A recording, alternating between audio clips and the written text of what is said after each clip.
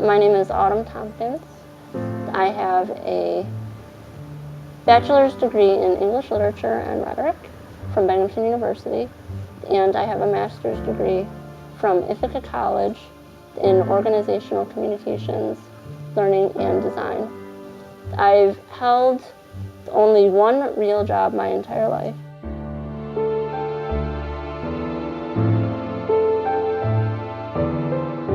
Autumn was diagnosed at 14 days of age that she had muscular dystrophy, and she wasn't expected to make it, that she would probably die within 3 months, never certainly to be a year old, and never to be 5, and packing her off to kindergarten. So we never expected any of this, just take her home and make her comfortable. Autumn has an unusual form of what we call in the trade a congenital myopathy. Her muscle is there, but it was basically built a little bit funny. So while it works to a point, it doesn't work effectively. And over time, it works less effectively, and this has resulted in her having to have help with breathing. She requires a wheelchair. It has no effect on her intellectual function. She did everything we did. I mean, we'd go for a walk. She'd go with us. We'd go swimming. She'd hop in the pool for a few minutes and then have to get out. She'd go down to the barn and see the animals. She did everything with us. She tried to keep up as much as she could. If something happened, then we'd slow down and pick her up and keep going. She never looked at life any differently than any other child. If there was something to be done, she did it. Even from her chair, she would help do anything that was possible. And she's never been a person, a dear, or a poor me baby, never. In 10 years, I would really like to own my own business. But in 10 years, at minimum, I want to have a job. I figure something has got to come along in 10 years. Although I said that a year ago, and 2 years ago, and the year before that. During my job search, the early phase of it, I applied strictly for positions that were mid-level executive, thinking that I could get that kind of job right out of college. So you've applied to this one before? Twice. I actually got a face-to-face interview, but then was turned down. My priorities changed after I had been on my 50th job interview and was rejected.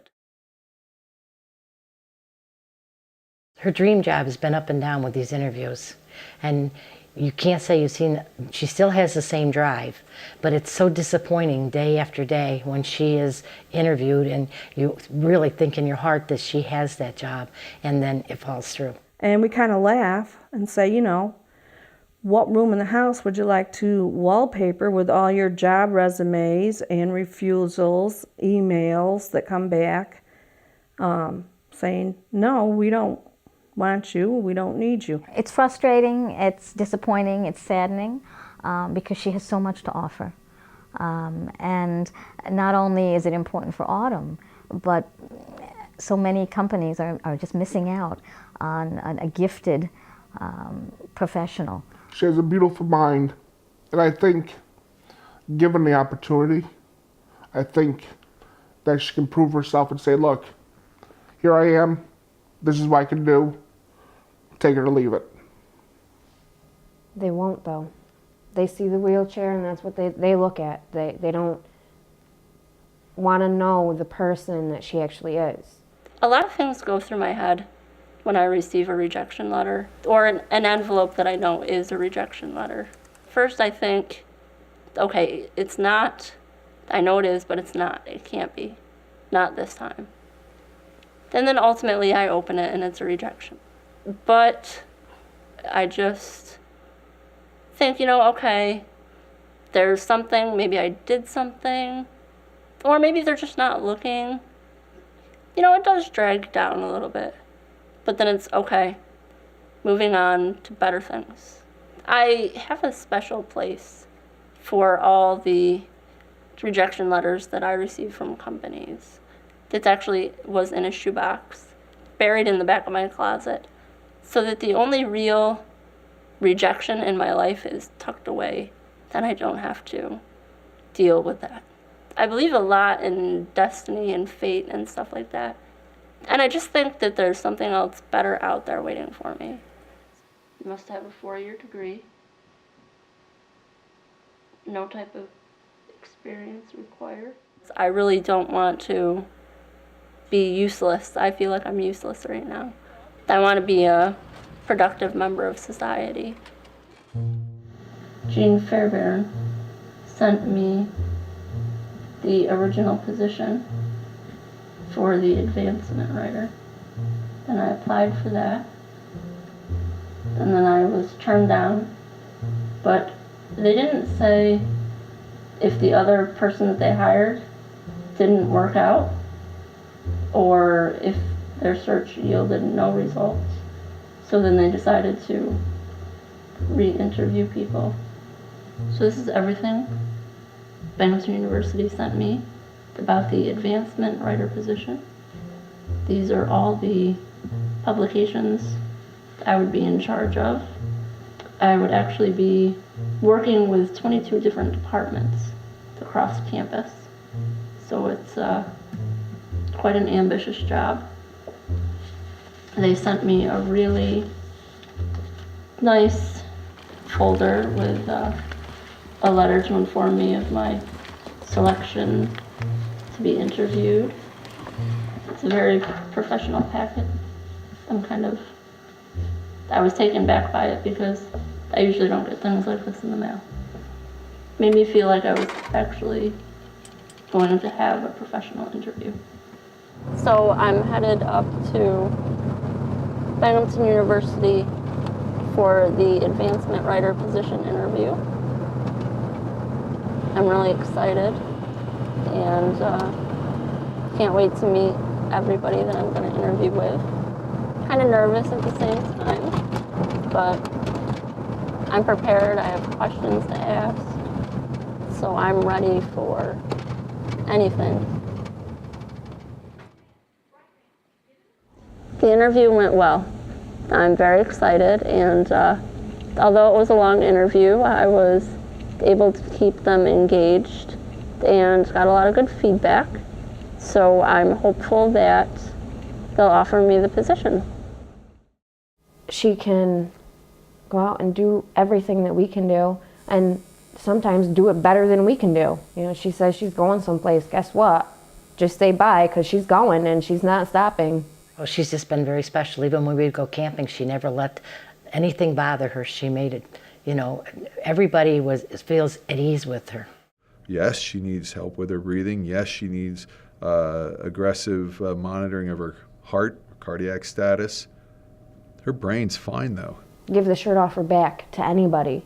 And she's in a wheelchair, and yet society can't do the same for her. Autumn is no charity case. She's a bright person, and I think anyone who had her brain power in their company would be well served by her. Because of her disability, I think she has a different way of thinking about things that people take for granted. And so she can challenge existing assumptions, and she can challenge different ideas and opinions, and in doing so, I think that gives her a different creative spin on things. She's not stupid. She understands that she's got significant problems. She wants them taken care of as best as they can be by the medical community, and then she wants to go on and live her life. Interview after interview and job after job, and they give so much hope until they see the chair. When they see the chair, everything seems like it disappears. I don't usually tell them, simply because now it's all about me getting a reaction. I want to see what the reaction is. Do you ignore it? Do you ask me about it?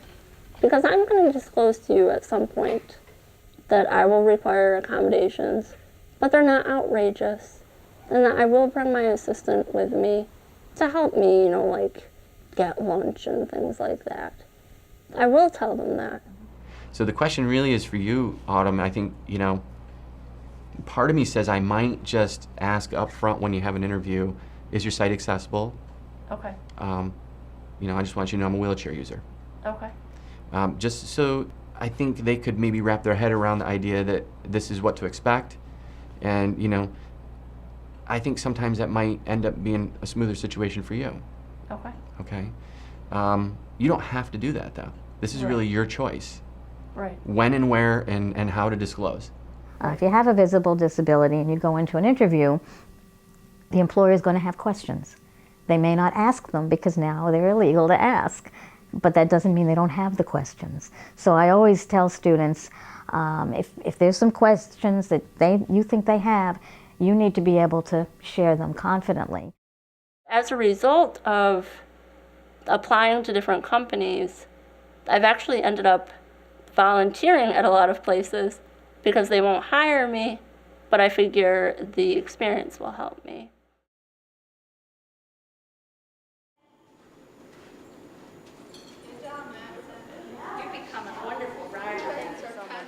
You're welcome. This is Bella. One of many organizations that I volunteer for is the Southern Tier Alternative Therapies. It is a program that facilitates equine-assisted therapeutic riding for children with all types of disabilities. A lot of the autistic children that we provide scholarships to ride horses, some of them say their first words on a horse. You know, they have to give it commands, things like that. And, you know, the parents are just beyond grateful for that opportunity. When my daughter was, I want to say 3 years old, I'm not exactly sure, and this was a big step. She went to a horse farm, and the people brought this horse, an absolutely humongous horse, and her name was Monique. And Autumn goes, I'm not getting up on that horse.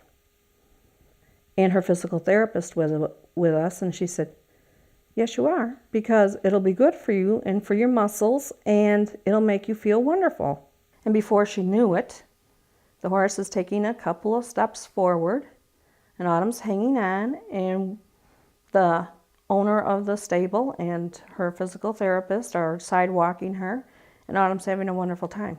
She did horseback riding at that stable until she was 10 years old, which at that point she had a total spinal fusion. Was not able, because of the spinal fusion, to ride horses anymore. But that was the most freedom my daughter ever had. I don't mean to cry.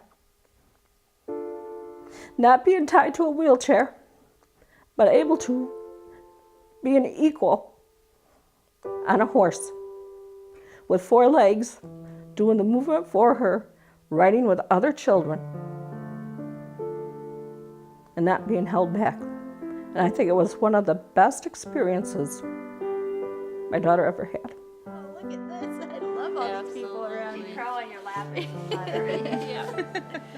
One thing you're involved with when you're a child, and it makes me feel a little bit more useful. Even though I'm without a job, I can still give back to the community. If my doctor hadn't told my mother, I would have had no idea. I would never have gained any experience with horses whatsoever. I would never have been able to walk for as long as I did. Ideally, any job right now I would take, but I would really like to, at some point in my life, own my own business. I'm Janet Herzog, and I am the Director of Continuing Education at Broome Community College, and Autumn was one of the EAP clients in this last class that we had in the fall. It's a 60-hour program that takes people who are looking to start a business and helps them develop a bank-ready business plan. We go through market research, web design, development, statistics, those types of things, so when they're done with the program, they have a document that they can take to a bank if they're looking to get funding. I put a lot of work into this plan. I actually even have day-to-day activities that my employees will be responsible for. But what I'm really the most proud of is my marketing strategy. We run a business plan competition, and that's on a voluntary basis. People who are feel comfortable enough to want to present in front of a panel of judges, present their business plans, and we fundraise all year long to get money, and we provide cash prizes for the business plan competition. This is actually the second business plan I've seen Autumn write. We met her when she entered a business plan competition with the city of Binghamton, and after that competition she decided to join the class and really focus on her business plan and changed her business concept. I also think it's important, in order to win this competition, that you have a location for sure. Yes. You're very smart. You've put a lot of work into this. You write extremely well. Thank you. Everything in here is very articulate. We just need to move it around so the important stuff is up front, and expand on the feasibility study and make those financials stand on their head and dance. Yes. No mistakes. Yes. And after speaking with Jenny Robert, she and I decided that it might be better for me to refocus my business plan into something a little bit more manageable. And from that, I've decided to start a gourmet popcorn shop, still located in downtown Binghamton. I'm going to call it Insult Popcorn, and it will actually be insult as in INSALT, but it will actually be popcorn with insults on them. You suck or whatever would actually, I'd have to do a little bit more search to find socially acceptable sarcasm, because this is the age of sarcasm. It's everywhere you look. They say sex sells, no, sarcasm sells. What she's doing now is a little bit more mainstream. She understands better what a business plan is all about. We've worked together quite a bit, and yes, I think she has a much better chance this year.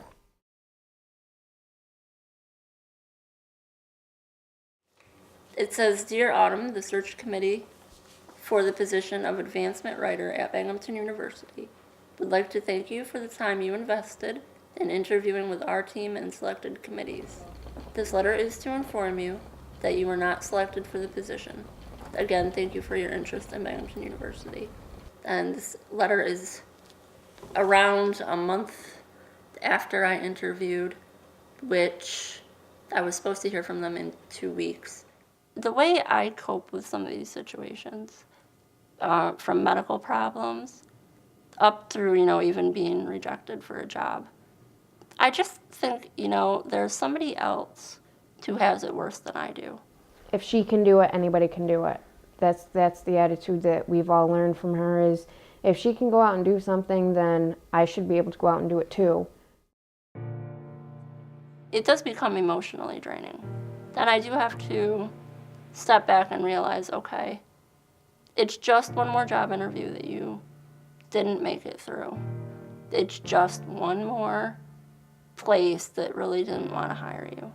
If the employer really doesn't care and they want to, interview me, then that's wonderful. But if they're going to say no just because they don't want to deal with it, then they really don't deserve me to work for their company.